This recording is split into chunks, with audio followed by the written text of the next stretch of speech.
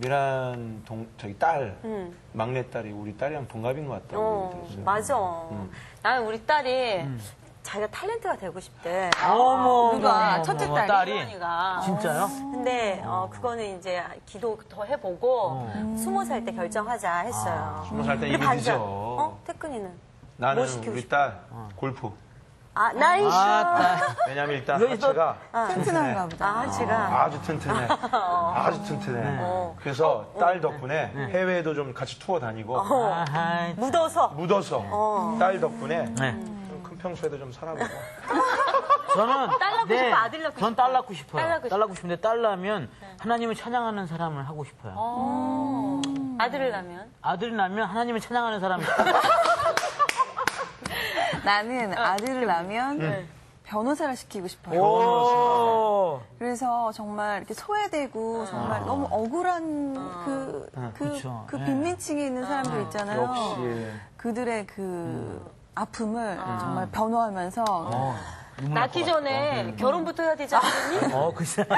네. 혹시 네. 또 딸 나면 검사시킨다고 하는 거 아니요, 아니야? 딸 낳으면 선생님을 시키고 싶어요. 선생님. 좀 쩐다. 좋아. 목사님은 수업. 있어. 예.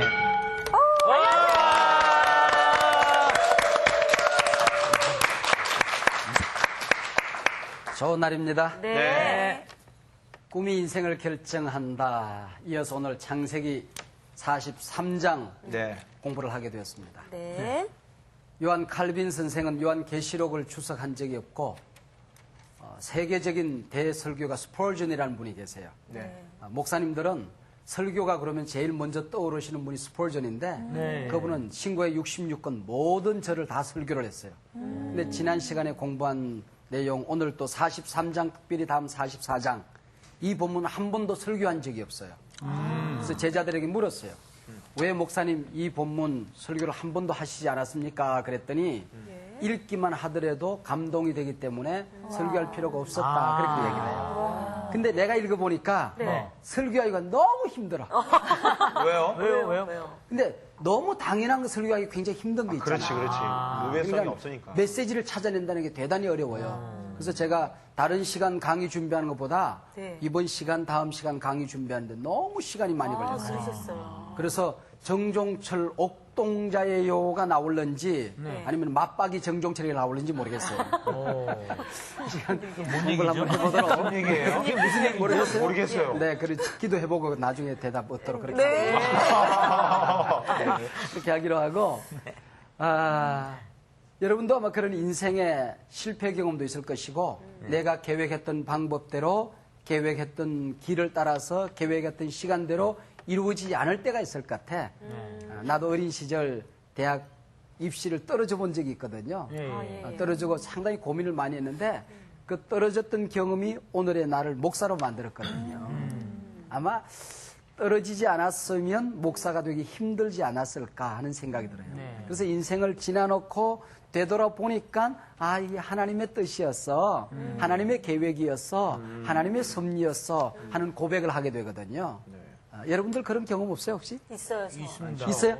제가요. 그러니까 대학 때죠. 그때 햄버거 가게에서 아르바이트를 했어요. 근데 그 당시에 햄버거 1시간에 900원을 줬거든요. 900원. 예. 근데 5분이나 10분을 늦으면 450원을 깎아요. 치사하다. 그러니까요. 그 늦지 않으려고 막 가기도 하지만 그때 900원이라는 그 돈의 가치를 제가 알았기 때문에 지금의 돈을 벌어도 제가 낭비하는 습관이 없고 범소해질 수가 있었던 게 있거든요. 그때 경험이. 예. 그때 경험이 그때 그 직업으로 경험들이요. 저희가 쌓이고. 너무나 값진 경험들이었다는 걸 제가 그렇지. 느껴요. 네. 또 저도 비슷한 경험이에요. 비슷한 거.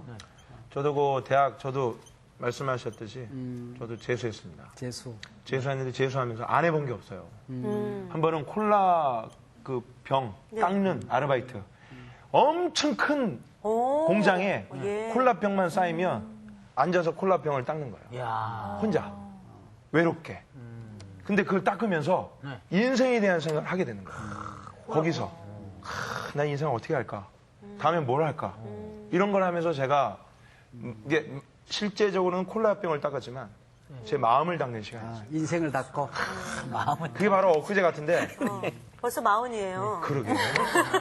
그때 나이가 그때 밝혀지네. 그 재수하는 경험들 그런 것들이 오늘의 나의 승리에 또 인생에 더 큰 어려움이 있어도 뛰어넘을 수 있는 힘이 되었죠. 요즘 젊은이들 네. 뭐 대학 떨어져가지고 재수한다 그럴 때 그냥 부정적으로만 생각하지 않을까요? 좋은 면도 있다. 좋은 면도 있다. 네. 예. 너무 또 이제 삼수 장수는 하지 말고. 그렇죠.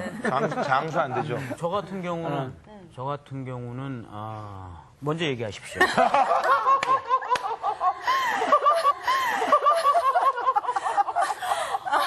저는 그 만남에 대한 것도 참 그런 것 같아요. 그렇네. 예, 네. 왜 예전에 왜 이렇게 교제를 하잖아요. 이성 간의 교제를 할 때. 내가 봤을 때는 너무 괜찮은 남자인 것 같고 정말 너무 헤어지기 싫은데 이렇게 상황적으로 보면 헤어져 있어요. 그래서 되게 많이 아파하잖아요. 왜 하나님은 왜 저 사람과의 만남을 허락하지 않으셨을까 되게 마음이 아팠는데 시간이 지나고 보면 그 사람 얘기를 들어요. 그 사람이 어떻다더라. 그래서 그 사람의 그런 왜 만날 때는 어떻게든지 막 잘해주잖아요. 맞아요. 그렇지. 그 사람이. 근데 눈에 이제 콩깍지가 껴가지고 모르죠. 근데 시간이 지나고 나서는 정말 그래서 하나님이 나와의 그런 만남을 허락하지 않으셨구나. 근데 그런 경우 굉장히 많았어요. 그러니까는 이성 간의 교제도 그렇고 다른 뭐 일적인 관계에서도 그렇고 사람과의 그런 만남에 있어서도 그때 당시에는 이해를 못했는데 시간이 지나고 나면 하나님이 그래서 나와의 그런 만남을 허락지 않으셨구나라는 부분 굉장히 많이 느꼈어요. 특별히 예. 가정을 이루는 과정 속에서 네. 하나님은 섬세하게 관여하시거든요. 네. 드디어 정리가 이제 됐습니다. 정리가 정리가 됐고요. 네. 제가 사실은 저 과학자가 꿈이었습니다. 과학자가. 그래서 뭐 화학가나 발명가나 뭐 그런 것을 이제 하고 싶었어요. 근데 갑자기 대학교 때 2점 차이로 떨어지면서 2점 차로 떨어지면서 성악과를 가게 됐습니다. 성악. 예, 제가 또 노래를 좀 잘한다는 얘기 좀 들었거든요. 뭐 제 자랑 같지만 여하튼 뭐 전 교만하니까요. 예, 그 성악을 이제 하게 되면서 이제 음악을 이제 시작을 하게 되면서 바로 그런 계기가 있었기 때문에 제가 이렇게 음악을 하고 있지 않나. 지금 또 이 자리에 있지 않나. 네, 우리가 그런 생각이 있는데. 예. 인생을 되돌아보면서 실패했던 지난 날을 합리화시키는 것이 아니라 하나님의 눈으로 내 인생을 되돌아보니까 실패조차도 하나님의 사랑스러운 손길이었다. 아멘. 섭리였다. 그래서 더 좋은 방향으로, 더 나은 방향으로 하나님은 우리 인생을 인도해 가신다.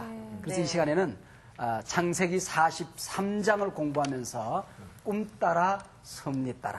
꿈 따라 섭리 따라. 네, 그런 제목으로. 이렇게 읽어야 될 것 같아요. 예. 꿈 따라 섭리 따라. 이렇게 읽어야 될 것 같아요. 네, 이 시간 공부를 해보도록 네. 하겠습니다.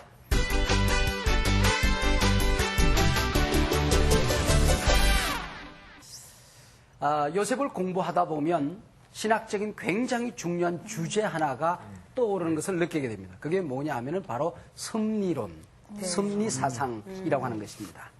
어떤 장로교 집안에서 아버지와 자녀가 진학 문제를, 우리 진학 오늘 얘기 많이 하네. 진학 문제를 놓고 대화를 하다가 좀 이렇게 의견 다툼이 있었어요. 아버지는 이 아이가 공부를 잘하니까 의대를 보내고 싶었던 거야. 네. 근데 이 아이는 미술에 취미가 있어서 미대를 가겠다는 거야. 한참 얘기하다가 자녀가 소리를 지르니까, 소리를 높이니까 이놈 자식이 어디다 대고 아버지한테 눈을 부럽떠? 너는 뭐라고 할지라도 하나님께서 너를 의사로 만들도록 하나님 다 예정해 놓았어. 그렇게 얘기를 했어요. 근데 이 아버지의 말 속에 굉장히 신학적인 오류가 있다 하는 것입니다. 네. 첫 번째는 예정이라고 하는 것은 구원론에만 써야 돼요. 예. 하나님의 전적인 자유에 의하여, 자유로운 선택에 의하여 인간을 구원하신다. 구원의 모든 주도권이 하나님에게 있다. 내 공로 이전에 하나님이 나를 선택하시고 나를 구원하신다. 이게 예정론이에요. 네. 그리고 예정론이라고 하는 것은 출발점으로 쓰면 안 돼요. 앞으로 살아가는 미래를 내다보면서 너는 예수 믿어도 소용없어. 구원 못 받도록 예정했어. 너는 예수 안 믿어도 교회 안 다녀도 너는 다 구원 받도록 예정했어. 그리고 미래를 내다보면서 하는 것을 출발점으로 보는 거잖아요. 그러면 이게 예정론이 아니야. 그러면 숙명론이 되고 운명론이 돼. 예정론은 내가 구원받은 상태에서 인생을 걸어와 되돌아보니 하나님께서 내가 잘나서 그런 것도 아니고 똑똑해서 그런 것도 아니고 내가 뭐 선행이나 공로가 남들보다 탁월해서 그런 것도 아니고 전적인 하나님의 은혜에 의하여 하나님의 사랑에 의하여 내가 구원받았다 하고 고백하는 거야. 그래서 도착점으로 보는 거야. 예정론은 출발점으로 보면 안 돼. 안 돼. 그래서 이런 경우에 예정이라는 말을 쓰는 것이 아니라 섭리라는 말을 쓰면 맞다 그런 얘기죠. 하나님께서 우리가 살아가는 모든 삶의 그런 자세하게 인도하신다는 것입니다. 이 섭리론이라는 것은 인생의 모든 걸음이 우연에 의해서 움직이지는 것이 아니라는 것입니다. 하나님이 온 우주 만물을 창조하셨고 만사가 운명에 의해서 맹목적으로 기계적으로 흘러가는 것이 아니라 창조의 목적대로 흘러가는 거예요. 우리 인생이 하나님께서 다 만들어 놓고 예정하고 섭리하신다고 그러니까 왜 인형 보면은 태엽 감아놓고 그대로 놔두면 그대로 또 가잖아요. 우리 딸이 어릴 때에 토끼가 이렇게 북 치는 거 그 태엽을 감아놓으면 그대로 궁뎅이를 흔들면서 북을 쳤어요. 그걸 그렇게 좋아할 수가 없어. 울다가도 개만 털어놓으면은 뻘떡 일어나서 아 했어요. 인생이 그렇게 만들어지지 않았다 하는 것이죠. 만사가 하나님이 창조하셨고 하나님이 아시고 계시고 하나님의 뜻대로 운행되어진다 하는 것입니다. 요셉이 태어나서 자라서 팔려와서 종이 되고 감옥에 들어가고 바로를 만나고 총리가 되는 모든 인생의 걸음이 하나님의 섭리를 따라서 운행되어지고 있다. 마지막에 요셉이 또 그런 고백을 해요.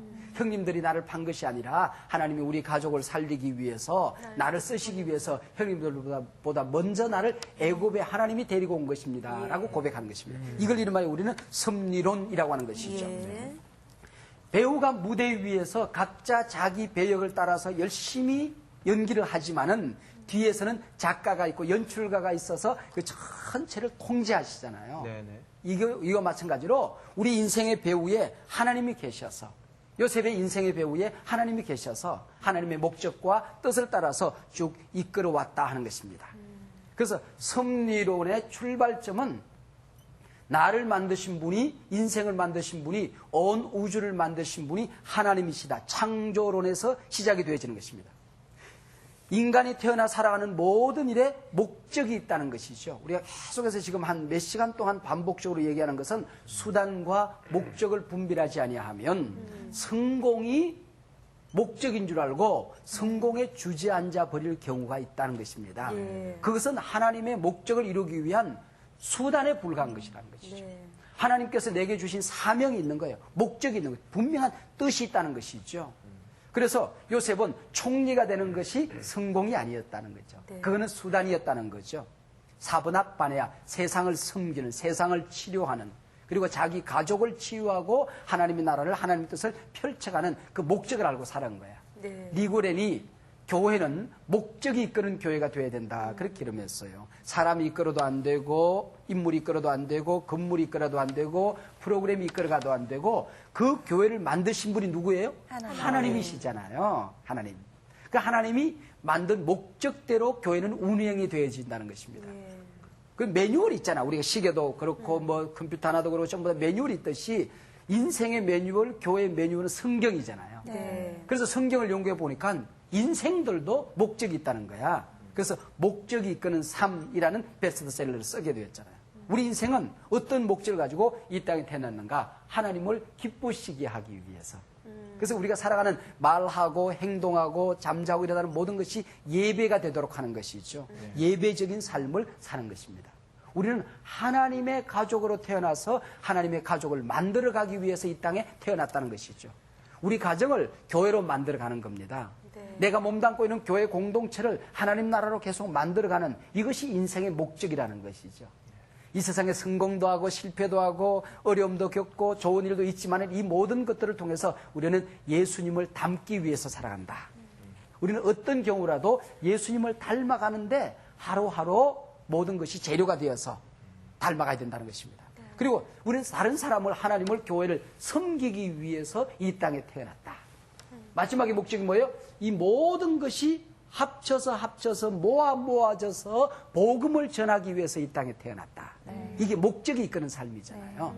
우리 인생에는 목적이 있다는 것입니다. 하나님이 나를 이끌어가는 목적이 있다는 것을 알고 살아가는 것이죠. 이게 바로 섭리라는 것입니다. 출세하세요, 부자 되세요, 성공하세요, 많은 지식을 얻으세요. 그러나 이 모든 것들을 통하여 하나님께서는 바로 하나님이 만들어 놓은 목적을 이끌어가기를, 목적을 이루어가기를 하나님은 기대하신다는 것입니다. 그런데 요셉을 보면서 권력을 가지면 가질수록, 돈을 가지면 가질수록, 많이 배우면 배울수록 상처가 있는 사람에게 힘이 실려지면 다른 사람을 아프게 해요. 네. 그래서 상처가 있어서는 안 되는 거예요.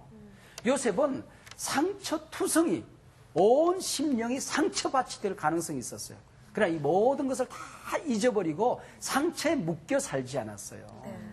상처가 치료된 사람, 상처가 없는 사람, 상처를 극복한 사람에게 힘이 주어지고 돈이 주어지고 권세가 주어졌을 때에 세상을 치료하게 되더라 하는 것이죠. 우리가 기도하다가 문득문득 생각나는 분노, 상처, 미움 이런 게 있으면 빨리 해결해야 돼요. 용서해야 됩니다.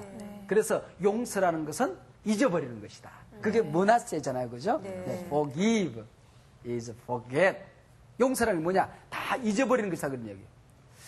근데 우리는 육체적인 상처는 세월이 가면 치료가 돼요. 세월이 약이겠죠. 그리고 기다리면 돼요. 그런데 마음의 상처, 영혼의 상처는 세월이 가면 오히려 더 새끼를 쳐요. 마음의 상처인데 육신의 병을 가져온다. 그 다음에 영혼의 상처로 이어진다. 영적인 실패를 가져온다. 하나의 상처인데 이쪽으로 상처로 흘러간다? 웃겨. 상처를 받는 것은 어쩔 수 없어. 다른 사람이 나를 상처를 주니까. 그러나 우리 예수 믿는 사람들은 그 상처를 치료할 수 있는 권세가 있다. 상처를 해결할 수 있는 능력이 우리에게 있다. 상처를 치료할 수 있는 무기가 있다. 우리에게는. 우리에게는 예수님의 보혈의 피가 있잖아요. 그리고 예수님의 말씀의 능력이 있잖아요. 성령의 기름 부으심이 있잖아요. 예수님의 마음이 있잖아요. 하나님이 도와주시잖아요. 우리에게는 상처를 치료할 수 있는 많은 무기들이 있다고 하는 것입니다. 자, 하나님께서 이 야곱의 가족을 애굽으로 인도하기 위한 이제 작전을 이제 펼쳐가고 있어요. 이제 그 본문을 점점 다가가고 있습니다. 작전을 펼치는 그 작전이 뭐냐면 기근 작전, 흉년 작전이야. 흉년 작전. 양식을 얻어왔는데 양식이 다 떨어질 때까지 지금 이제 하나님께서 그 가정을 두고 보고 있는 것이죠. 요셉이 그 가정의 형제들을 스파이로 몰았어요. 그랬더니 우리는 똑같이 이렇게 10명이지만은 우리 한 집안의 자녀예요. 스파이 훈련 받은 사람이 아니에요. 간첩 훈련 받은 사람이 아니에요. 그래? 너희 아버지가 그러면 그렇게 자식을 많이 낳았어? 너 열이 전부야? 그랬더니 12이나 있었는데요. 그럼 둘은 어디 갔어? 하나는요 나가서 죽었고요. 다른 하나는 아버지가 너무 사랑해서 집에 있어요. 그래 그렇다고 한다면 그걸 증명해봐. 그 하나 집에 있는 아들을 데리고 와봐. 왜? 그 아들이 보고 싶었던 거지. 동생이 보고 싶었던 거지. 자 그래서 이제 동생을 데리러 갔다가 안 돌아오고 있잖아요. 여기에 이제 42장의 문이 닫혀지고 43장의 문이 쫙 열려지면 아버지 야곱의 딜레마가 쫙 펼쳐집니다. 양식은 꼭 필요한데 베냐민을 보낼 수가 없어. 베냐민을 보내자고 하니 굶어 죽게 생겼어. 이 딜레마. 하나님께서 흉년 작전을 펼쳤을 때에 야곱이 거기에 맞대응하는 작전은 뭐냐면 버티기 작전이야. 근데 하나님의 작전에 우리가 순응하면 승리 따라 사는 것이고 그것을 한번 자기 작전으로 한번 살아보겠다고 하면 우리는 결론을 너무나도 잘 알아. 절대로 하나님의 작전을 이길 수가 없다고 하는 것이죠. 그래서 43장 문을 열면 1절 2절에 보면은 그 땅에 기근이 심하고 그들이 애굽에서 가져온 곡식을 다 먹음에 야곱이 버티기 작전, 야곱의 버티기 작전 한계에 부딪히게 되는 것이죠. 양식이 바닥에 났어요. 시간만 보낸다고 해결되는 게 아니었다 하는 것이죠. 이때 멋있는 인물 하나가 등장합니다. 그가 누구냐면은 넷째 아들 유다라는 아들이 딱 등장하래요. 등장해서 위기 상황 속에서 흔쾌히 자신이 책임을 지겠다고 얘기합니다. 대가를 지불해야 된다면은 희생을 해야 된다고 한다면은 제가 앞장서서 대가를 지불하겠습니다. 제가 희생을 하겠습니다. 그리고 아버지에게 합리적으로 대단히 논리적으로 설득에 들어가고 있다고 하는 것이죠. 이 리더십을 통해서 이 리더십이 인정이 되어져서 동생 베냐민을 데리고 다시 애굽으로 들어가는 하나님의 또 다른 승리가 펼쳐지게 되는 것이죠. 자기 아버지에게 아버지 이 일은 버티기 작전으로 되는 일이 아니에요. 이것을 두루뭉실 얼버무린다고 되는 게 아니에요. 애굽 총리의 의지가 너무나도 분명했습니다. 베냐민을 데려가지 않으면 양식 무역은 불가능합니다. 우리는 가지 않겠습니다. 라고 했더니 아버지가 역정을 내는 겁니다. 왜 긁어부스럼을 내느냐고. 동생이 있다는 얘기는 왜 쓸데없는 일을 왜 했느냐고. 막 역정을 내요. 그때 유다가 아버지, 그분이 정곡을 찌르는 질문하시는데 그냥 우리는 정직할 수밖에 없었습니다. 그리고 동생이 있음을 증명하라고 그러는데 그리고 그 동생을 데려오라고 할 줄 누가 알았겠습니까? 라고 아버지를 설득해 가는 것이죠. 그러면서 유다가 단호한 결의를 보내며 위대한 말 하나를 남기게 되는 것입니다. 이것이 앞으로 펼쳐질 이스라엘 역사 속에서 너무 엄청난 단어로 번져가는 한 단어가 나오는데 그게 9절에 나오는 단어입니다. 내가 그를 위하여 담보가 되오리니. 담보가 되오리니. 이제 담보 사상에 대해서 이제 이번 시간, 다음 시간 좀 더 나오게 될 거예요.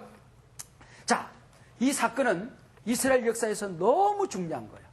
이 담보 여러분 아시죠? 네. 은행에 돈 빌릴 때 담보 제공하잖아요. 네. 그럼 뭐지? 돈 못 갚으면 이 담보를 가지고 그 돈 해결하십시오. 그 얘기 아니에요. 네. 내가 이번에 가가지고는 베냐민 데려가서 이 문제 해결하지 못하면 제가 담보가 되겠습니다. 그 얘기거든. 뭐 전에 전쟁인가 뭔가 하는 연속극에 보니까 그 담보가 없으니까 자기 몸을 담보로 되더라고요. 그래가지고는 신체 포기각 써서 아유 끔찍해요. 이거는 악이에요. 악. 집은 똑같은 물질이기 때문에 물질을 가져오면서 물질을 담보로 하는 것은 자본주의 사회에서 이건 좋은 거예요. 괜찮아요. 그렇지만은 몸을 하나님께서 우리에게 주신 이 몸은 우리가 담보할 수 있는 게 누구도 우리 몸을 담보로 잡을 수가 없어요. 네. 그래서 이것은 악이다 그런 얘기죠. 그런 끔찍한 걸 제가 본 적이 있는데 아무튼 이 사건은 이스라엘 역사에 대단히 중요하다. 왜냐하면 유다가 12형제 가운데 실제적인 맏아들로 무대 위에 등장하고 있는 장면이 되는 것입니다. 아, 예. 나중에 야곱이 축복하는 가운데 7위자의 지팡이가 너희 가문에서 너희 집안에서 떠나지 않을 것이다. 그렇게 해서 거기서 누가 나오냐면은 다윗 왕이 나오는 거예요. 그리고 이스라엘 다스릴 왕이 끊이지 않고 유다 지파에서 흘러 나오게 될 것이다. 그리고 영원한 치리자 되시는 예수 그리스도가 바로 유다 지파에서 나오게 될 것을 지금 예언한 적이 있어요. 바로 그 사건이 이제 펼쳐지는 무대에 등장하는 사건이 이 본문이다 그런 얘기죠. 하나님 나라 주님의 몸된 거룩한 교회 공동체 지도자는 이런 위기 상황 속에서 문제 상황 속에서 눈치나 보고 기회주의자처럼 엿보는 사람들을 통하여 이루어지는 게 아니다는 것입니다. 책임지는 사람, 대가를 담당할 줄 아는 사람, 누구보다도 앞장설 줄 아는 사람. 그래서 유다 지파가 나중에는 유다 광야를 여행할 때 언제나 앞장서는 지파가 되는 거예요. 어떤 전쟁터에 나갈 때에 유다 지파가 앞장서라. 그래서 유다 지파가 나가면 승리의 승리를 계속하게 되는 이런 이야기들이 지금부터 이루어지는 것이 바로 이 본문. 의미 없는 것 같지만은 아무런 그냥 큰 중요성이 없는 것 같지만 대단한 의미를 가지고 지금 나타나게 되는 것입니다. 그래서 아버지가 설득이 되어서 이제 그러면은 베냐민을 데려가라 하고 결론을 내리게 되는 것이죠. 베냐민 데려가라. 그때에 몇 가지 이야기를 해요. 토산품. 좋은 물건들을 잘 가져가서 그분에게 대접을 하거라. 그랬더니 어떤 분들은 이 야곱의 뇌물 작전이 발동된 것이다. 이제 그렇게 얘기를 하는데 그렇게까지 할 필요가 없고 어떤 고마우신 분에게 지체 높으신 분에게 예의를 갖추어라. 뭐 그 정도로 보면 될 것 같아요. 그리고 이제 돈을 지난번에 양식을 싸울 때에 돈을 자루에 도로 집어넣어놨잖아요. 이것 때문에 궁지에 몰릴지도 모르니까 너희들이 돈을 도로 가져가는 게 좋겠다. 그리고 양식 살 것도 도로 가져가라. 그렇게 얘기를 해요. 그러면서 야곱의 말년에 위대한 말을 남기게 되는데 마지막 포기할 수밖에 없어서 붙들고 있던 베냐민을 놓으면서 했던 야곱의 참 위대한 말이 나와요. 이건 같이 한번 읽어볼 필요가 있어요. 43장 14절입니다. 14절. 다 같이 한번 읽겠습니다. 시작. 전능하신 하나님께서 그 사람 앞에서 너희에게 은혜를 베푸사 그 사람으로 너희 다른 형제와 베냐민을 돌려며 내게 하시기를 원하노라. 내가 자식을 잃게 되면 이러리로다. 베냐민을 붙들고 있을 때는, 베냐민을 내려놓지 못했을 때는, 베냐민을 포기하지 못했을 때는 하나님이 안 보였어. 내가 베냐민을 지켜야 된다고 생각했어. 내가 나를 지켜야 된다고 생각했어. 그것을 내려놓으니까, 포기하니까 하나님이 보이기 시작한 것입니다. 근데 그때 보이는 하나님이 누구냐 하면은 전능하신 하나님입니다. 이 전능하신 하나님이니까 전능하신 형용사로 되어 있고 하나님 이렇게 되어 있는 걸로 되어 있지만 이건 한 단어예요. 한 단어. 엘샤다이입니다. 엘샤다이. 전능자 하나님. 전능 하나님. 하나님이라는 존재 자체가 전능 덩어리, 전능 덩어리. 이게 어디서 나오냐면 창세기 17장에 나오는데 아브라함에게 자식 주겠다고 약속을 했어요. 자식을 낳을 수 있는 조건이 있을 때는 자식을 안 줘. 25년 동안 자식이 없어. 그런데 사랑하는 아내 사라의 멘세가 끊어졌어요. 이제 자식을 낳을 수가 없잖아. 난자가 나오지 않잖아. 그리고 아브라함 자신이 고목나무가 된 거야. 자식을 낳을 수 없는 막다른 한계에 부딪혔을 때에 하나님이 나타나셔서 아브라함아 내가 이제 너한테 자식 주마 그랬더니 아브라함과 사라가 얼마나 웃겨요. 킥킥 웃으면서 하나님도 모르는 게 있네. 나 끊어졌는데 뭐 이렇게 돼요. 그때 하나님께서 내가 누구냐. 내가 엘샤다이 전능 덩어리 하나님이 아니냐. 이게 엘샤다이거든요. 인간의 모든 가능성이 끝난 자리에서 초월적인 하나님이 나타나셔서 인간이 할 수 없는 문제를 해결하는 하나님. 아멘. 이게 엘샤다이, 엘샤다이. 전능자 하나님이시거든요. 그때 자기가 아버지가 베냐민을 붙들고 있으면서 문제를 해결하려고 했더니 버티기 작전을 펼치려고 했더니 궁지에 몰릴 수밖에. 문제는 더 커졌어요. 그러나 내려놓고 포기하고 나니까 엘샤다이 하나님. 전능자 하나님이 보이기 시작하는 것입니다. 내가 할 수 없는 것, 내가 지킬 수 없는 것, 내가 지킬 수 없는 아들 하나님이 지켜주신다 하는 거예요. 지켜주신다. 우리가 신앙생활 하다가 포기하는 거, 내려놓는 게 이게 얼마나 높은 차원의 신앙인지 모릅니다. 내가 노력해서 다 해결하는 것이 아니라 하나님 앞에 맡겨 내려놓는 거죠. 뭐 우스운 얘기 가운데 그런 얘기 있잖아요. 어떤 사람이 지나가다가 언덕에 굴러떨어져서 저 벼랑에 가다가 나무가지 하나를 붙들었대요. 그래서 하나님께 소리를 지를 때 세상에 아무도 없는 청청과 깊은 산중이니까 그래서 하나님 날 좀 살려주세요. 하나님 날 좀 살려 소리 지르더니 하나님 음성이 진짜 들리더라고 그러잖아요. 근데 하나님 음성들이 내가 너를 살려주마. 아들아 네가 잡았던 나무가지를 놓아라.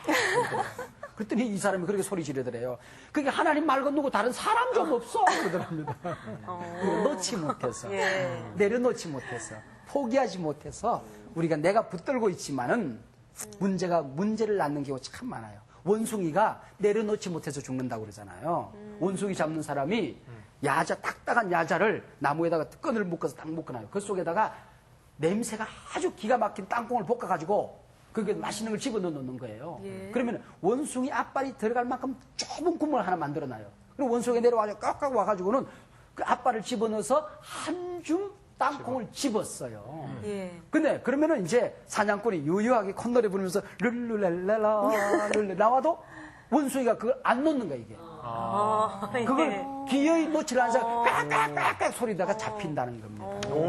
놓으면 살 수 있는데 놓으면 살 수 있는데. 우리가 인생이 미련해서 자기가 잡은 걸 놓지 못해서 하나님께서 주시는 걸 얻지 못할 때가 너무나도 많은 거죠. 야곱이 내려놓았더니 하나님의 뜻이 이루어졌어요. 가족이 살아났어요. 12형제가 만났어요. 7년 6년 동안 살아났어요. 이스라엘이 건국되어졌어요. 이스라엘 나라가 만들어지게 되는 것입니다. 이 야곱의 내려놓음. 내가 이러면 이러리라. 에스더가 내가 죽으면 죽으리라. 그리고 아브라함이 자기 자녀를 모리아산에서 바치면서 하나님 앞에 드리는 제사. 바로 이런 헌신이 내가 이러면 이러리라 하는 것이 여기서 나타나게 되는 거죠. 자, 이 넷째 아들 유다의 리더십 그리고 아버지 야곱의 베냐민을 이러면 이르리라는 결단. 그래서 애굽에 도착하게 되는 거죠. 요셉이 형님들을 동생을 위해서 보내놓고 얼마나 가슴 태우면서 기다리고 있었겠어요. 얼마나 가슴 졸이면서 그를 기다리고 있었겠냐 그런 얘기죠. 그런데 보니까 11형제가 나타났어요. 동생을 보니까 얼마나 가슴이 설레었겠어요. 근데 이제 오전 근무하러 가야 돼요. 일이 너무 많으니까. 그래서 그 11형제를 자기 집으로 데리고 와서 큰 잔치를 벌입니다. 이제 잔치를 벌이게 되는 거예요. 잔치를 벌이는데 요셉이 자기를 밝히기 전이잖아. 그때 성경에 보면은 굉장히 중요한 단어들이 나타나는데 그때의 형님들이 굉장히 두려워했다는 얘기가 반복적으로 등장하고 있어요. 이 두려워했다는 얘기가 히브리 말로 야레라고 얘기를 해요. 근데 요셉이 똑같이 야레라는 단어를 써요. 형들도 야레라는 단어를 써요. 우리말로 번역할 때 똑같은 야레인데 번역 자체가 달라요. 색깔이 달라요. 의미가 달라요. 이유가 달라요. 요셉이 썼던 야레는 나도 하나님을 경외하는 자다. 나는 하나님을 경외하는 자다라고 얘기할 때 하나님을 향하여 야레한다고 그랬어요. 네. 요셉은 하나님을 야레했어요. 네. 그러니까 세상이 두렵지 않았어요. 죄가 무섭지 않았어요. 환경이 무섭지 않았어요. 고난이 두렵지 않았어요. 근데 똑같은 야레인데 이 형들은 환경을 두려워했어요. 자신의 죄를 두려워했어요. 자기가 지금 당하고 있는 이런 어려움들을 보면서 야레했다는 것입니다. 우리가 똑같은 야레인데 어떤 야레냐는 것이죠. 하나님을 향한 야레가 내게 있는가? 아니면 그게 없어서 내가 지금 매일같이 부딪히는 이 환경 속에서 야레하는가? 그런 얘기입니다. 야레하는가. 자, 잔치가 벌어졌어요. 잔치를 벌이는데 참 재미있는 이야기들이 나오죠. 형 나이 순대로 자 그렇게 앉힌다든지 또 동생에게는 5배나 더 많은 맛있는 음식을 준다든지 이제 이런 이야기가 그리고 맛있게 이제 밥을 먹으면서 잔치가 벌어지고 있습니다. 이 장면에서 요셉의 마음이 요셉의 감정이 어떻게 표현되는 거니? 30절에 보니까 요셉이 아우를 사랑하는 마음이 복받쳐 급히 울 곳을 찾아 안방으로 들어가 울고 마음이 복받쳐 그런 말을 쓰고 있어요. 예. 마음이 복받쳐. 근데 우리가 조금 전에 우리 한 몇 년 전에 읽었던 개역판에는 뭐라고 되어 있냐면은 마음이 타는 듯함으로 그렇게 타는 듯함으로 복받쳐. 근데 이 카마르란 단어인데 호세아서 11장 8절에 보면 하나님께서 하나님의 백성들을 사랑하는데 근데 너무 이 하나님의 백성들이 약점이 많아. 허물이 많아. 나는 그들을 사랑해야 되겠는데 그들은 자꾸 나를 배신하고 떠나기도 해. 그럼에도 불구하고 그 자녀들이 하나님의 백성이 너무 사랑스러운 거야. 너무 소중한 거야. 그래서 하나님께서 이 바로 카마르라는 단어를 씁니다. 내 마음이 불붙는 듯하다. 너를 볼 때마다 불붙는 듯하다. 그래서 성경 주경가들은 하나님께서 하나님의 백성들을 사랑하는 호세아서의 이 말씀과 지금 요셉이 자기 동생 베냐민을 사랑하는 마음이 복받쳐서 울음이 터져 용솟으면서 쏟아지는 이 마음, 이게 같은 단어를 쓰고 있어요. 예. 카마르 같은 단어를 쓰고 있어요. 한번 생각해 보세요. 요셉이 형님들의 손에 의하여 물 없는 우물에 던져지기도 하고 미디안 장사꾼에게 팔려서 지금 오고 그때에 베냐민의 나이는 이제 젖먹이 어린아이예요. 여행길에 어미 라헬이 이 베냐민을 낳다가 고통 중에서 죽어가요. 그래서 이 요셉은 10형제 가운데서 베냐민의 유일한 형이에요. 유일한 형. 그러니까 이 유일한 형이니까 어떻게 하겠어요? 얼마나 그 아이가 사랑스럽겠어요. 얼마나 가슴이 아리겠어요. 얼마나 아리겠어요. 그런데 그 아이가 형님들의 손에 의해서 또 어디 팔려가지는 않았을까? 자, 잘 생각해 보세요. 야곱에게 보면 진짜 장자가 요셉이었어요. 요셉을 그래서 팔은 거예요. 요셉이 없어진 상태에서 그 상속권이 누구에게 있냐면은 바로 베냐민에게 있는 거예요. 왜냐하면 엄마가 라헬이 진짜 부인이니까. 그러니까 이 아이가 지대로 자랐는지 병이나 안 걸렸는지 얼마나 가슴이 저렸겠어요. 그런데 23살 장정이 되어서 청년이 되어서 그 앞에 탁 나타났을 때에 웃음이 왈칵 쏟아지는 사랑. 이게 바로 요셉의 사랑이었고 하나님이 우리를 사랑할 때마다 복받쳐서 우리를 사랑한다는 것입니다. 복받쳐 사랑한다. 이걸 우리에게 가르쳐주는 것이죠. 그리고 이제 이 형들이 몇 번이고 지금 그에게 가서 절하는 이런 장면들이 나왔죠. 계속 절하는 장면이 나와요. 아버지가 잘 계시냐 그랬더니 주의 종 우리 아버지 야곱이 잘 계십니다. 그리고 또 절했어요. 그러니까 요셉이 뭘 생각했어요? 나락단이 절했던 거 생각했겠죠. 그 다음에 해와 달과 아버지 어머니가 함께 절하는 이 장면을 보는 거죠. 이런 장면들을 다 지금 보면서 지금 요셉의 그 감격이 얼마나 놀라웠겠어요? 이런 이야기들이 이제 쫙 펼쳐지게 되고 이제 애굽에 들어가서 이 못난 11형제 그리고 요셉의 두 아들 12지파가 되어서 하나님 나라를 펼쳐가는 이야기가 쫙 펼쳐지고 특별히 다음 장에 가면은 요셉이 자기를 밝히면서 형님들하고 얼싸안고 뒹굴면서 우는 장면이 나오게 됩니다. 너무 기대하시라고 하거든요. 너무 기대가 되죠? 네, 너무 기대가 되죠. 여러분 궁금한 점이 참 많을 거야, 그지? 네. 목사님, 하나님께 쓰임 받기 위해서는 상처가 없어야 된다고 아까 얘기를 하셨는데 이미 받은 상처를 갖다가 치료하는 방법에 있어서 목사님께서 보혈의 피를 예수님의 보혈의 피를 얘기를 하셨는데 더 구체적으로 좀 설명을 좀 해주십시오. 나에게 상처 준 사람을 용서해야 돼요. 어떤 사람들은 자기 아버지에게 받은 상처, 이게 모든 사람들에게 있대요. 이게 상처 중에는 굉장히 왕초 상처래요. 거절 감정. 네. 부모로부터 거절되었던 이런 상처. 네. 또 학교 다니다가 심지어는 신앙생활 하다 상처도 받아요. 그렇죠. 그렇기 때문에 이 내게 상처 준 사람을 무조건 용서해야 돼요. 우리 아버지도 나한테 잘못한 게 없어. 그분도 나 잘 되라고 했던 얘기인데 내가 상처받은 거야. 그분이 아버지로부터 받았던 상처를 또 나한테 준 것밖에 안 돼. 그분을 용서해야 돼요. 그리고 상처받은 나 자신을 달래줘야 돼요. 나 자신을 달래줘야 돼요. 어린아이 상처를 어린아이로 돌아가서 그 아이를 달래주고 청소년 시절에 받았던 상처도 달래주고 내가 나를 달래줘야 돼요. 상처받은 나를 달랠 사람은 나밖에 없어요. 그래서 나를 달래줘야 돼요. 상훈아 힘들었지? 어린 시절 네가 이런 말을 들었을 때 힘들었지? 아빠가 너한테 무리한 기대를 해서 힘들었지? 엄마가 너한테 날카로운 말을 해서 네가 얼마나 힘들었니? 하고 용서해줘야 돼요. 그리고 나는 건강하다 선언해야 돼. 나는 상처가 치료되어졌다. 나는 맨날 상처가 있어. 나는 몸이 약해. 나는 힘들어. 그러면 안 돼요. 나는 상처가 치료되어졌다. 나는 용서했다. 나는 상처가 없다. 그리고 하나님 앞에 하나님 나 이제 건강하게 살 거예요. 하나님 나 때문에 힘드셨죠? 내가 초라한 모습으로 살아갈 때 하나님 얼마나 힘드셨어요. 하나님도 위로해 드려야 돼요. 하나님의 목적대로 살지 못하고 맨날 웅크리고 살고 얼굴 찡그리고 살고 분노하고 살고 상처에 매여서 살고 실패하는 삶을 살 때에 불행한 삶을 살 때 하나님이 얼마나 마음이 아팠겠어요. 예. 하나님 이제 잘 살 거예요. 나는 건강하게 살 거예요. 하고 하나님 앞에 당당하게 나는 건강하다는 걸 선언해야 돼요. 네. 그게 굉장히 중요해요. 아니, 목사님 말씀을 들으니까 진짜 용서하는 마음이 생기네요. 그래야 돼요. 태근이 형 용서할게. 난 용서했어, 형을. 형이 근데 왜 그래? 용서했어, 형. 형. 용서 그냥 받는 거야. 그렇죠. 전 주면 다 받습니다. 뭘 주면 받아. 안 줬으면 되지. 이 요셉이 이 복 받쳤다는 그 말이 또 하나님이 우리가 정말 잘못된 길을 걸을 때 어둠의 구렁텅이에서 정말 우리가 헤매고 있을 때 방황하고 있을 때 하나님이 정말 복 받쳐 우르시고 계시다는 생각이 문득 들고요.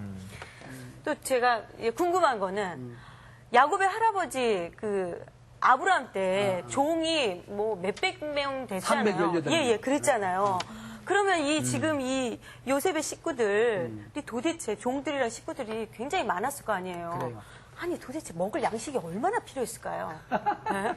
그 성경에 보면 뒤에 이제 좀 있으면 나올지도 모르겠는데 요셉 성씨 예. 그러니까 며느리들 말고 예. 우리 집에도 보면 이제 며느리도 있잖아. 우리 어머니도 박씨고 예. 우리 아내는 선씨고 예. 그러니까 유씨 아니잖아. 예. 그러니까 요셉 성씨 요셉의 피를 타고난 요셉 성씨 며느리를 제외한 식구가 66명이야. 어휴. 66명. 그래. 그러니까 그게 며느리가 얼마나 많았겠어. 손자 며느리까지 있었으니까 예. 굉장히 많았겠죠. 많았겠죠. 그 다음에 아브람 때 318명이었으니까 예. 이게 이삭을 거쳐서 야복에 거쳐서 오면서 아마 더 많아졌을 것 같아요. 더 수백 명의 그 가신들이 있었다고요. 그러니까 500명 정도만 됐다고 할지라도 양식이 얼마 되는지 그는 주부가 계산해야 되거든요. 그러면 정말 이 요셉네 여기 형들이며 야곱의 이 식구들은 엄청난 재난이나 만약에 마찬가지였어요. 이 7년, 6년 동안 요셉을 만나지 못했으면은 예. 이스라엘의 나라 자체가 굶어서 죽었죠. 예. 그래서 하나님이 이 모든 계획을 섭리 따라서 지금 움직이고 있는 거예요. 오늘 오늘 아까 그 베냐민을 내려놓았을 때 하나님이 보였다고. 정말 우리가 얼마나 많은 것을 내려놓아야지 하나님이 정말 우리 삶 가운데서 정말 제대로 보일지 그게 되게 많이 와닿았고요.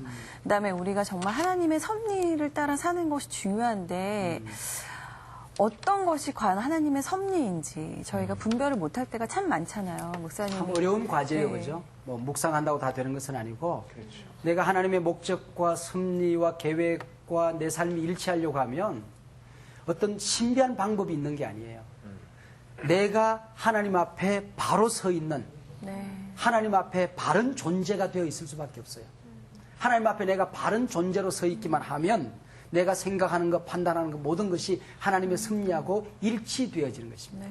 그 방법으로 생각하는 것이 아니라 본질로, 존재로 우리가 접근해야 되는 것입니다. 나라는 존재가 늘 하나님 앞에 바른 자세로 서 있으면, 하나님의 음성을 듣는데 민감해져 있으면, 내 존재 자체가 늘 하나님 앞에 겸손해져 있으면, 하나님이 포기하면 포기하고 가라고 하면 가고 서라고 하면 서고, 이렇게 내 존재가 하나님 앞에 바로 서 있으면 하나님의 섭리를 깨달을 수가 있어요. 그러고 나면은 고난에 부딪혀도 그 섭리를 잃어버리지 않아요. 하나님 목적을 잊어버리지 않아요. 그러나 자기 욕심으로 가득 차 있으면, 존재 자체가 삐뚤어져 있으면, 아무리 신비한 방법이 있어도 하나님의 섭리 따라 꿈 따라 내 인생에 흘러가지를 않는 거예요. 그러니까 하나님께서 앞장서서 막아요. 너 이거 아니야. 네. 옆으로 가려면 나 이거 아니야. 하나님 등 뒤에서 땡겨. 그러니까 고난이 생겨. 힘들어요. 고통스러워요.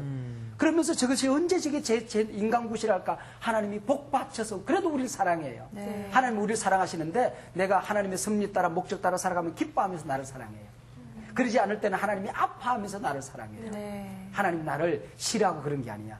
기뻐하면서 사랑하도록 해드리는 것이죠. 네. 그 지난 시간에도 제가 좀 날카로운 질문을 던졌는데 네. 반장 다 왔어요. 이번에도 좀 날카롭습니다. 네. 아, 겁나네. 사실은 유다가 아버지를 설득했어요. 넘어왔단 말이죠. 네. 43장에 아까 말씀에. 근데 사실은 42장 37절인가도 보면 루벤이 맏아들 루벤이 똑같은 얘기를 사실은 했어요. 아빠한테. 야곱에게. 근데 그때는 야곱이 말렸고 나중에 유다가 했을 때는 그걸 받아들였단 말이죠. 요걸 어떻게 봐야 되는 거예요? 요거. 아, 이게 참 중요한 얘기인데, 루벤의 리더십은 계속해서 무너져요. 근데 유다의 리더십은 계속해서 세워지는 걸 보여주고 있거든요. 네. 그 장면에서는 루벤이 똑같은 얘기를 해요. 네. 그 베냐민 안 데려가면 안 된다고. 그러면서 하는 얘기 뭐냐면은 내 두 아들이 있는데 두 아들을 아버지한테 맡길 테니까 베냐민 못 데려오면 이 아들 죽이세요. 그렇게 얘기를 해요. 아이고. 그러니까 할아버지 보고 손자 죽이라고 얘기해요. 자기를 담보로 안 하고 자기의 아들 둘을 아들을 담보로 해요. 그러면서 때가 잘못됐어요.